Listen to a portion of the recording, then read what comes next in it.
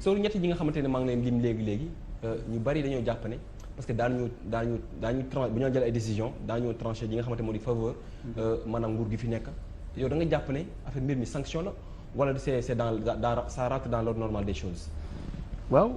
damay commencer rek fii Babou jeexale peut-être fu mu commencer par principe dafa am loo xam ne jarul sax discussion ñun ñëpp xam nañ ko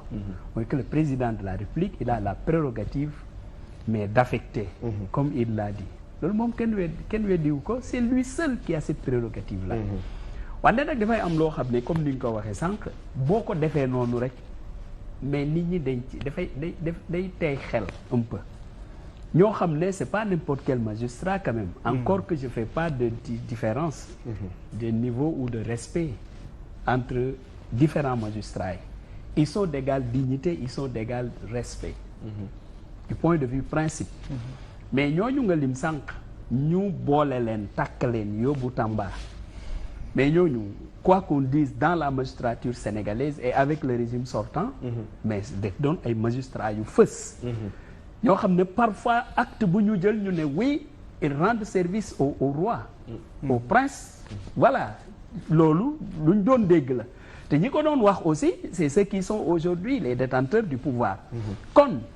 bu dee dañ jékki rek ñëw conseil supérieur ñu jël leen ñoom ñett paqueté yóbbu Tamba mais rien personne ne peut empêcher aux Sénégalais de croire que lii règlement de compte la parce que nag c'est sûr que y a un principe aussi pour man muy Fatick muy Dakar muy Tamba Sénégal la fépp fu ñu la war a yóbbu tu es un agent de l'État du Sénégal wax dëgg war nga fa mun a dem servir vraiment man mii de personnellement quand je sors fraîchement comme jeune professeur de lettres modernes Thionck-Essyl lañ ma yóbbu aucun de mes parents n'a jamais fait la Casamance bi ma waxee Thionck-Essyl sax j'avais du mal à prononcer le mot tellement que loolu ci météo laa ko doon gis quand il indiquait la pluie bref pour dire tout simplement que principe pour principe y a pas de problème wande li ñu mënul nangu te kenn waru ko tolérer c'est qu'on fasse des règlements de compte de cette nature wax ni parce que kii nii la comporté woon dinaa ko sanctionner parce que nag il faut ñu wax ko pour la vérité xam nga la particularité de la jeune équipe qui est là le gouvernement qui est là c'est que ñoom ñoo promettre l'antisystème système bi nag dafa am nuñ ko jàppe woon ba lu mel nii bu xewoon ñoom dañuy génn ne dañ leen sanctionner c'est clair que ñii voilà parce que le président ceci ou cela moo tax mu sanctionner leen kon nag boo leen ñëwee nag indi anti-système bëgg a nekk un gouvernement de justice d'équité de transparence mais dafay am acte yoo xam ne da ngay moytu ñu mel ni yéen la presse ñu interpréter ko nenn ni parce que nag dafay am loo xam ne dafay tey xel wolof nee na koo xam ne dañ lay jiiñ dëmm mais jarul ngay seey ñu yar je crois que c'est ça qu'on a que noonu lañ koy waxee pour dire tout simplement encore une fois de plus en tout cas lu ñuy xaar mooy une gouvernance vertueuse une gouvernance boo xam ne gis nga ce que la République a de plus valeureux en termes de fonctionnement en termes d'élégance républicaine encore une fois de plus gis nga loolu tous les Sénégalais dañ koy exiger du nouveau gouvernement mu nekk un gouvernement boo xam ne yenn yi nga xam ne dafay teey xel. mais Sewru est-ce que yow amuloo xel ñaar wala tiituloo ñi nga xamante ne ñoo remplacer ñi fi nekk pour ñu nekk au service ñi nga xamante ne moo di du roi comme ni nga ko waxee léegi. oui mais bien sûr il y a une inquiétude quoi qu'on dise l'inquiétude déjà mu ngi commencer à l'époque te loolu dañ koy fàttali bi seeni responsable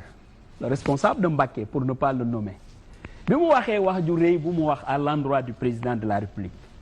est-ce que gis nga le procureur de la République mu autosaisir non mais gis nga bu ñu laalee le premier ministre Ousmane Sonko qui part ailleurs rappelons-le parce que c'est important dans la situation c'est le président du parti PASTEF gis nga bu ñu ko laalee automatiquement le procureur s'est autosaisi or ci suñu justice Diouf est là c'est un juriste je crois bien il y a offense au chef de l'État mais pas offense au premier ministre est-ce que vous comprenez kon pourquoi le procureur de la République mu autosaisir lorsqu'il s'est agi du premier ministre alors que quand il s'est agi du président de la République sur le dossier de Suzanne Camara non ce n'est même pas le dossier de Suzanne c'est au début de la mandature. Même Bah Diakhaté bi. C'est pour dire tout simplement quoi que les Sénégalais ils ont besoin que ñu rassurer leen. Pour ñu rassurer leen. Man de bokkoon naa ci ñi wax ni bu ñu wootee les assises de la justice. Je dis quoi de plus normal parce que nag année yi weesu justice bi wax nañ ci waxaat ci kon nag bu ñu ñëwee ne dañu bëgg a teg une justice juste. Je veux pas que ça soit ce qu'un auteur avait dit par rapport aux journalistes. Excusez, j'ai des journalistes. Il dit que le journaliste commence à vous dire des contre-vérités quand il commence par dire de sources sûres. Ça pose problème. Bu ñu waxee nag on veut une justice juste, une justice qui est rendue au service du peuple. Il faudrait que justice boobu mettre tout le monde sur le même pied d'égalité.